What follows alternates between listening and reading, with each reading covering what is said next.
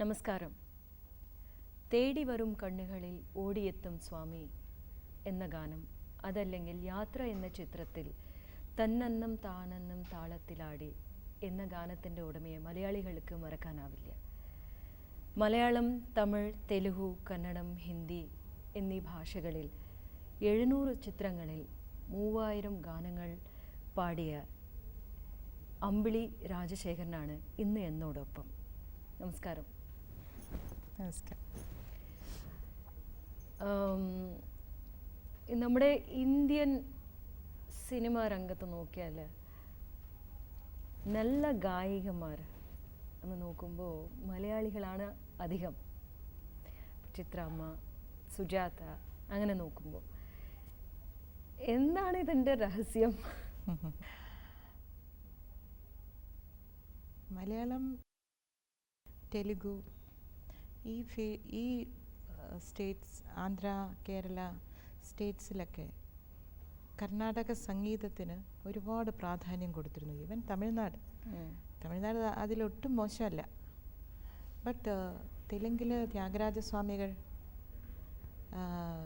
ഈ ചെറുപ്പം മുതൽക്കേ കുട്ടികൾക്ക് സംഗീതത്തിൽ അധികം പ്രാധാന്യം കൊടുക്കുക എന്താന്ന് വെച്ചാൽ, ഇപ്പോൾ ബ്രാഹ്മിൻസിൻ്റെ ഇടയിൽ ചെറുപ്പം മുതൽ they make a point that സരിഗമ പദനിസ തുടങ്ങിയിരിക്കും. ഒരു 8-10 വയസ്സാവുമ്പോഴേ കുട്ടികൾക്ക് നമ്മൾ തുടങ്ങും. സന്ധ്യയ്ക്ക് ഒരു 6 മണിയായ വിളക്ക് വെച്ച് നാമം ജപിച്ചിരിക്കണം. ഇതൊക്കെ ഒരു കേരള കൾച്ചറിൽ അടങ്ങുന്ന ഒരു കാര്യമാണ്. അപ്പോൾ അങ്ങനെ അതൊരു പ്രാക്ടീസായിട്ട് കുട്ടികൾക്ക് അങ്ങനെ വരികയാണ്. അപ്പോൾ ദേ സ്റ്റാർട്ടഡ് സിംഗിങ്. ഒരു 10 വയസ്സാവുമ്പോഴേ എൻ്റെ മോള് പാടും ഇങ്ങനെയൊക്കെ പറയുമ്പോൾ അമ്മയ്ക്കും അച്ഛനും അതൊരു ആത്മാഭിമാനം. അങ്ങനെ പ്രാക്ടീസ് ആയിട്ടാണ്. ഇപ്പോൾ അധികം ചിത്രങ്ങളിൽ പാടുന്നില്ല എന്നുള്ളത് ഒരു വോളണ്ടറി ഡെസിഷൻ ആണോ അതോ? അല്ല. എന്നുവെച്ചാൽ എനിക്ക് സിനിമാ രംഗത്ത് ഞാൻ വളരെ ബിസി ആയിട്ട് പാടിയിരുന്ന ഒരു ടൈം ഉണ്ടായിരുന്നു. അത് കഴിഞ്ഞ്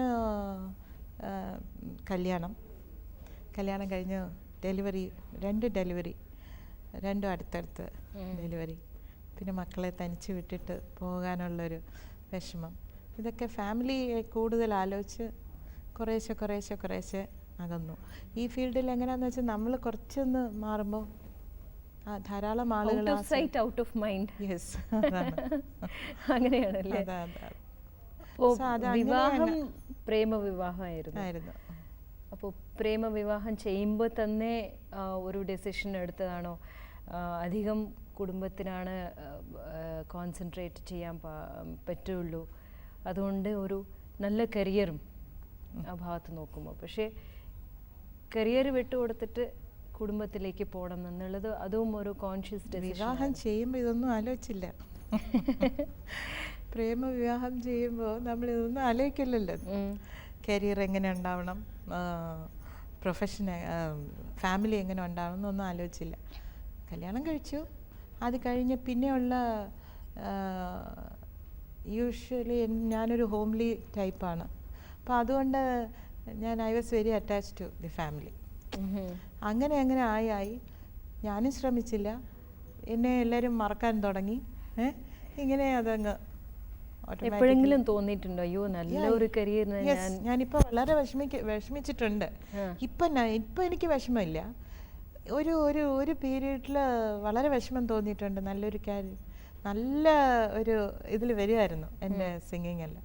അപ്പോൾ അത് കഴിഞ്ഞപ്പോൾ ഇടയ്ക്ക് വിഷമം തോന്നി. ഇപ്പോൾ എനിക്ക് ആ വിഷമമില്ല. ബിക്കോസ് ഞാൻ എൻ്റെ മനസ്സിനെയും എൻ്റെ പ്രൊഫഷനെയും ഞാൻ വേറൊരു രീതിയിൽ തിരിച്ചപ്പോൾ ഇപ്പം എനിക്ക് ഭയങ്കര സാറ്റിസ്ഫാക്ഷനാണ്.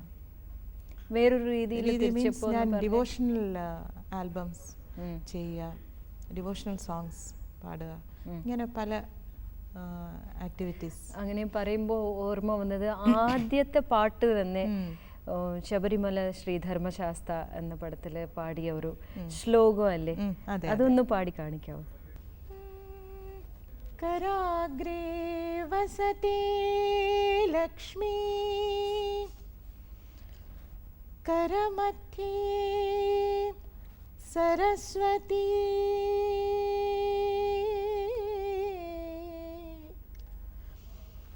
കരമൂലേതു ഗോവിന്ദ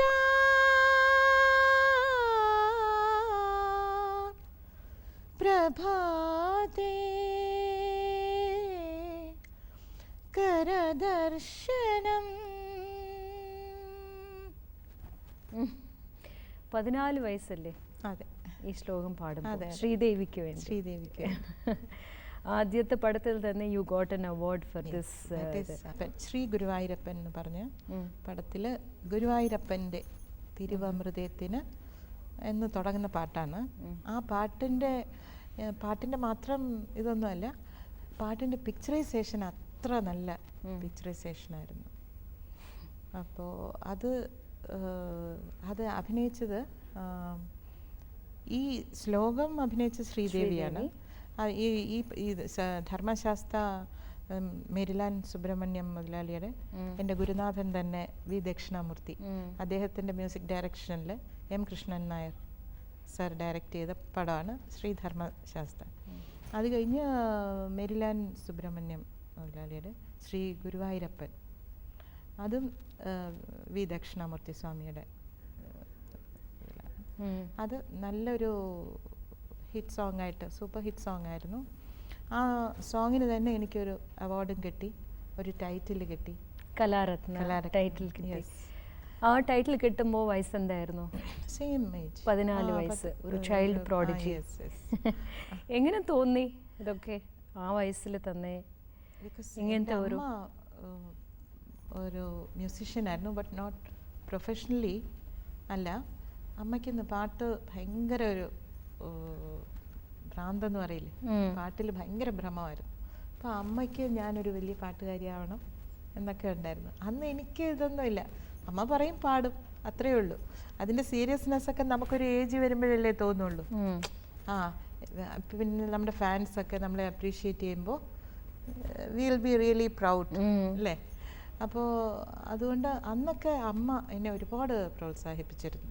കുറേ സ്റ്റേജ് ഷോസിലൊക്കെ പാടിയിട്ടുണ്ട്. കുറേ സ്റ്റേജ് ഷോ ആക്ച്വലി എന്നെ നന്നായിട്ട് പ്രൊമോട്ട് ചെയ്തത് സ്റ്റേജ് ഷോസ്. ഈ സ്റ്റേജ് ഷോസ് ഒക്കെ പോകുമ്പോൾ എപ്പോഴും പ്രേക്ഷകർ ചോദിക്കണ ഒരു പാട്ട് എന്താണ് പാടാൻ ആവശ്യപ്പെടുന്നത്? ഇപ്പോൾ ഈ ഗുരുവായൂരപ്പൻ കഴിഞ്ഞിട്ട് ഊഞ്ഞാല ഊഞ്ഞാല എന്ന് പറഞ്ഞ് ഇനി ഒരു സൂപ്പർ ഹിറ്റ് സോങ് ആണത്. അപ്പോൾ ഞാനത് പാടി. ഭാസ്കര മാസ്റ്ററാണ് എൻ്റെ പ്രൊഡ്യൂസർ, ഭാസ്കര മാസ്റ്റർ അല്ല, ലിറിക്സ് ഭാസ്കര മാസ്റ്ററുടെയാണ്. അപ്പോൾ ആ പാട്ട് പാടിക്കഴിഞ്ഞപ്പോഴും ആസ് യൂഷ്വൽ ഒരു പാട്ട് പാടിയെന്നുള്ളു. അത് കഴിഞ്ഞ് ഞങ്ങൾ അവാർഡ് നൈറ്റ്, കാലിക്കറ്റ് അവാർഡ് നൈറ്റിന് വന്ന് ഞങ്ങൾ എല്ലാവരും ആർട്ടിസ്റ്റ്, മ്യൂസിഷ്യൻസ് എല്ലാവരും വെളിയിലിറങ്ങുമ്പോൾ എന്നെ കണ്ടിട്ട് ആൾക്കാർ പറഞ്ഞ ഊഞ്ഞാല അമ്പിളി എന്ന്. സോ എനിക്കത് ഭയങ്കര സന്തോഷമായിരുന്നു. അപ്പോൾ ഓക്കെ, ഈ യാത്ര എന്ന പടത്തിലുള്ള പാട്ട്, ഈ തന്നെന്നും താനെന്നും എന്നുള്ള പാട്ട് വളരെയധികം പ്രശസ്തി നേടിയ ഒരു പാട്ടാണ്. ആ പാട്ടിൻ്റെ ഒറിജിനൽ ട്യൂണ് അറിയില്ലേ, സൗണ്ട് ഓഫ് മ്യൂസിക് എന്ന്? അത് കേട്ടിട്ടാണോ പാടാൻ പറഞ്ഞ? ഇല്ല, ആക്ച്വലായിട്ട് യാത്രയിലെ പാട്ട് പെട്ടെന്ന് പറഞ്ഞു പാടണം എന്ന് പറഞ്ഞു. ദാസേട്ടന് ഞാനും കൂടെയാണ് ആ പാട്ട് പാടിയിരിക്കുന്നത്. വന്നു ബാലു മഹേന്ദ്ര, അതായിരുന്നു signature song for that movie അല്ലേ? Yes yes. ഒന്ന് പാടി കാണിക്കാവോ? തന്നെന്നം താനെന്നം താളത്തിലാടി മന്ദാര കൊമ്പത്തോരു ഞാലിലാടി ഒന്നിച്ചു രണ്ടോമൽ പൈങ്കിളികൾ ഒന്നാനാം കുഞ്ഞിൻ്റെ ഓമനകൾ കാടിൻ്റെ കിങ്ങിണികൾ. ഇപ്പോൾ നമ്മൾ എല്ലാവരും പറയണത് എന്താണെന്ന് വെച്ചാൽ ദർ ആർ ഓൺലി സർട്ടൻ രാഗങ്ങളുണ്ട്, ഇതിൽ നിന്ന് നമ്മൾ എടുക്കണ ഒരു ഇൻസ്പിറേഷനാണ് നമ്മൾ. ഇപ്പോൾ ചിലപ്പോൾ ഇങ്ങനെ ഒരു വേറൊരു ഭാഷയിൽ വന്ന പാട്ടിൻ്റെ ഒരു ചെറിയ ഒരു ഇതുണ്ടെങ്കിൽ, റിസംബ്ലൻസ് ഉള്ളപ്പോൾ how do you feel like ഇത് ആദ്യമേ നമ്മൾ കേട്ടത് മാതിരി ഉണ്ടല്ലോ, അപ്പോൾ do you get influenced by that original song? അവർ പാടിയ വിധത്തിൽ ചിലപ്പോൾ അത് കേൾക്കേണ്ടിയിരുന്നില്ല എന്ന് തോന്നിയിട്ടുണ്ടോ എപ്പോഴെങ്കിലും? ഇപ്പോൾ നമുക്ക് പാട്ട് പറഞ്ഞു തരുമ്പോൾ we don't think of all those things. ആ പ്രസൻസ് ഓഫ് മൈൻഡ് ആ പാട്ടിൽ മാത്രമേ ഉണ്ടാവുള്ളൂ. അത് കഴിഞ്ഞ് പിന്നെ ലേറ്റർ ഓൺ നമ്മൾ മറ്റേ പാട്ടും ഈ പാട്ടും കൂടെ കേൾക്കുമ്പോൾ അതിനെപ്പറ്റിയുള്ള ഡിഫറൻസ് നമ്മൾ ആലോചിക്കും. അതില്ലാതില്ല. ഫ്രഷ് മൈൻഡോടെ അല്ലേ നമ്മൾ ഈ പാട്ട് കേൾക്കുന്നത്. അപ്പോൾ ഇതിനെ നമുക്ക് എങ്ങനെ പാടി നന്നാക്കാം, ആ ഒരു മെൻറ്റാലിറ്റിയോടെ നമ്മൾ ആ പാട്ടിനെ നോക്കുള്ളൂ. എത്രത്തോളം ഒരു പാട്ട് കിട്ടിയാൽ നമുക്ക് എപ്പോഴും ഒരു പാട്ട് കിട്ടിയാൽ ആദ്യമായിട്ടൊരു പാട്ട് പാടുന്ന ഒരു ഫീലിംഗ് ആണ് എനിക്ക്. എന്നുവെച്ചാൽ എത്രത്തോളം ആ പാട്ട് നമ്മൾ നന്നാക്കണം, അങ്ങനെ ചെയ്യണം എന്നുള്ള ആഗ്രഹത്തിലാണ് ഓരോ പാട്ടും പാടുന്നത്. ഈ പാട്ട് പാടുമ്പോൾ വളരെയധികം എക്സ്പ്രഷൻ വേണം എന്ന് പറഞ്ഞിട്ടുള്ള ഡയറക്ടർ ആരാണ്? അങ്ങനെ പറയുള്ളൂ. എല്ലാവരും, എല്ലാ മ്യൂസിക് ഡയറക്ടേഴ്സിനും അവരവരുടെ പാട്ട് നന്നായിരിക്കണം എന്നല്ലേ തോന്നുള്ളൂ. അപ്പോൾ അവർ പറയും ഇന്ന ഈ സീക്വൻസ് ആണിത്, ഇതിങ്ങനെ പാടിയാലേ ശരിയാവുള്ളൂ എന്ന് പറഞ്ഞ എല്ലാ മ്യൂസിക് ഡയറക്ടേഴ്സും പറയും. ഒരേ ഒരു ഡയറക്ടറിന്റെ എല്ലാവർക്കും അവരവരുടെ കുട്ടികൾ നന്നായിരിക്കണം തോന്നില്ലേ? അതേപോലാണ് സ്വന്തമായിട്ട് വന്ന ക്രിയേഷൻ എത്രത്തോളം നന്നാക്കാമോ അത്രത്തോളം നന്നാക്കാനേ ശ്രമിക്കുള്ളൂ. ഓക്കെ. കുറേ വർഷങ്ങൾക്ക് മുമ്പ് ഒരു ജേർണലിൽ ഏതോ ഒരു ലേഖനം എഴുതിയതായി വായിച്ചിട്ടുണ്ട്. എന്തായിരുന്നു ആ സാഹചര്യം, ആ ലേഖനം എഴുതാനുള്ള ഒരു സാഹചര്യം? ആ സാഹചര്യം എന്തെന്ന് വെച്ചാൽ എൻ്റെ ഹസ്ബൻഡ് ഫിലിം ഡയറക്ടറാണ്. അദ്ദേഹം ഇപ്പം ബിസിനസ് ലൈനിലാണ്. പിന്നെ ഞങ്ങളൊരു പടം പ്രൊഡ്യൂസ് ചെയ്തു. It met with a great loss. അങ്ങനെ കുറച്ച് നഷ്ടങ്ങളൊക്കെ ഉണ്ടായി. മനസ്സ് വളരെ അപ്സെറ്റായിരുന്നു. ഞങ്ങൾ ഈ ലോസിൽ ഞങ്ങൾ ഒരുപാട് വിഷമിച്ചിട്ടുണ്ട്. മക്കളും ഞാനും ഹസ്ബൻഡും മക്കളും. പിന്നെ എനിക്ക് വേറൊരു നേട്ടം എന്താണെന്ന് വെച്ചാൽ ഇത്രയൊക്കെ ലോസ് ഉണ്ടായാലും ഫാമിലി സെറ്റപ്പ് ഞാൻ ഒരിക്കലും വിട്ട് ഒന്നും ചെയ്തിട്ടില്ല. അപ്പോൾ അതുകൊണ്ട് നല്ല ഹസ്ബൻഡ്, സ്നേഹമുള്ള ഹസ്ബൻഡ്, നല്ല മക്കൾ, അത് ദൈവം സഹായിച്ചു എനിക്ക്. I am really grateful to God for giving such a good husband and good children. വളരെ ഫേമസ് ആയിട്ടുള്ള ഡയറക്ടർ ആയിരുന്നില്ലേ? അതെ അതെ. പിന്നെയും സിനിമ എടുക്കാനുള്ള എന്തെങ്കിലും, ഡയറക്റ്റ് ചെയ്യാനുള്ള എന്തെങ്കിലും? ഇല്ല. എന്നുവെച്ചാൽ ഞങ്ങൾക്കുണ്ടായ ഓരോ അനുഭവങ്ങൾ വെച്ച് നോക്കുമ്പോൾ ബെറ്റർ ബി സൈലന്റ് അല്ലേ. ഇപ്പോൾ വേറെ ബിസിനസ്സാണ്. He is in happy Holmes എന്ന് പറഞ്ഞ് he has got his own വേ. പിന്നെ ഞങ്ങളുടെ രണ്ടുപേരുടെയും പ്രൊഫഷനിൽ നോബഡി വിൽ ഇൻ്റർഫിയർ. അതുകൊണ്ട് അതും in a way it is A blessing for me. Because എൻ്റെ ഹസ്ബൻഡ് ഇന്ന് വരെ എന്നെ പാടണ്ടെന്ന് പറയുമോ അല്ലെങ്കിൽ അവിടെ പോണ്ട ഇവിടെ പോണ്ട ഇങ്ങനെ പറഞ്ഞിട്ടില്ല. സോ എനിക്കിപ്പോഴും ഇപ്പം ഞാൻ പാടുമ്പോഴും എല്ലാവരും ചോദിക്കും നിങ്ങളെങ്ങനെ വോയിസ് മെയിൻറ്റെയിൻ ചെയ്യുന്നു? അപ്പോൾ പാടുന്ന പോലെ ഉണ്ട് ഇപ്പോഴും പാടുമ്പോഴും. അതെങ്ങനെ മെയിൻറ്റെയിൻ ചെയ്യുന്നു എന്ന് വെച്ചാൽ ഈ പ്രാക്ടീസ് കൊണ്ടാണ്. ഞാൻ പ്രാക്ടീസ് ഒരിക്കലും എനിക്ക് എന്തെല്ലാം ഒരുപാട് ലൈഫിൽ പ്രശ്നങ്ങൾ വന്നപ്പോഴും ഞാൻ എൻ്റെ പ്രൊഫഷൻ ഞാൻ വിട്ട് നിന്നിട്ടേ ഇല്ല. പ്രാക്ടീസിങ്.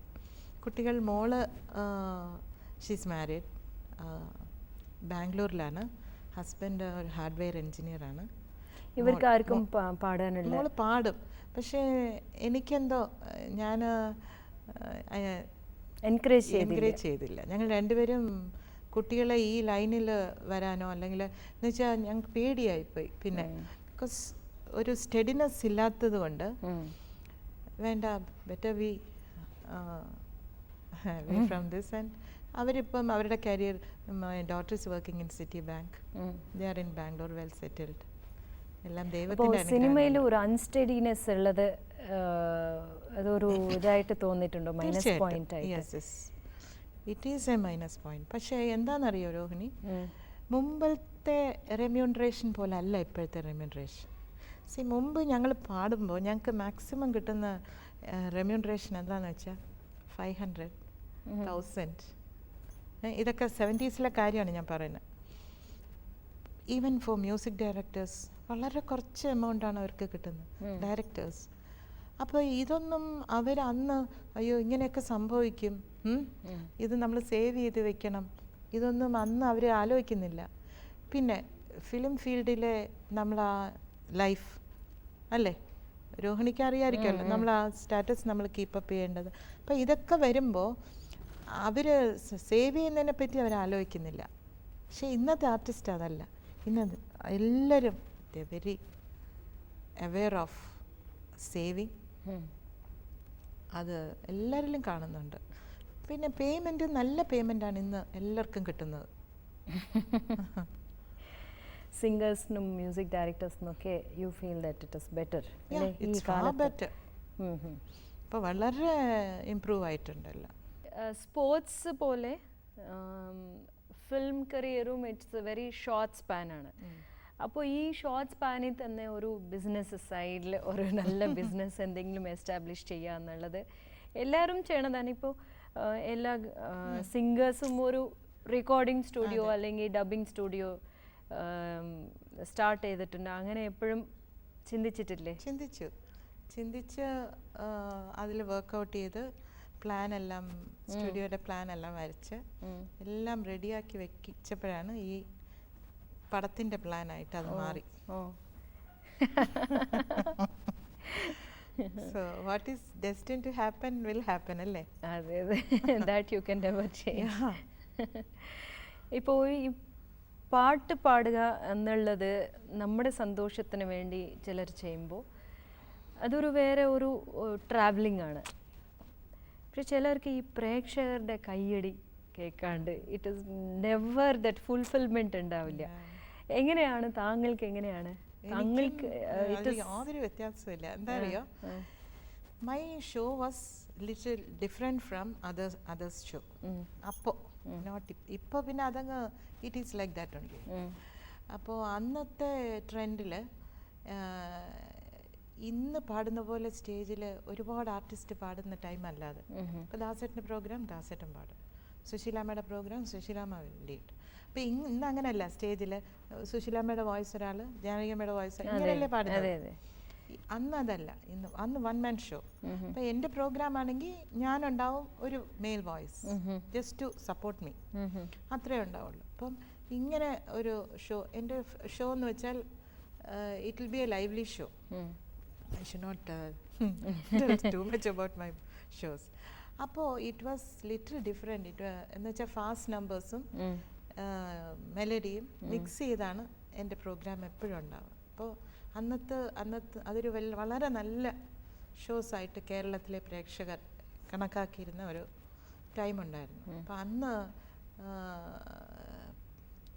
ഇന്ന് എങ്ങനെയെന്ന് വെച്ചാൽ ഇന്നിപ്പോൾ ഒരു ടോപ്പ് ആർട്ടിസ്റ്റിന് കിട്ടുന്ന ഒരു ഇത് reception I use to get. I am very happy to tell. എന്നുവെച്ചാൽ എനിക്ക് അത്ര പ്രേക്ഷകരാണ് എനിക്ക് ഇത്രയും പേരുണ്ടാക്കി തന്നത്. ഞാൻ നമ്പർ ഓഫ് ഫിലിംസ് ഞാൻ കുറച്ചേ പാടിയിട്ടുണ്ടെങ്കിലും ഇങ്ങനെയുള്ള ഷോസാണ് അമ്പിളി എന്നുള്ള ഒരു പേര് എനിക്കുണ്ടാക്കി. അതിന് ഐ എം റിയലി ഗ്രേറ്റ്ഫുൾ. പ്രേക്ഷകരുടെ അടുത്താണ് എനിക്ക് ഏറ്റവും എന്ന് വെച്ചാൽ അന്ന് എൻ്റെ ഷോസിനെ അത്ര എല്ലാവരും എൻകറേജ് ചെയ്തിരുന്നു.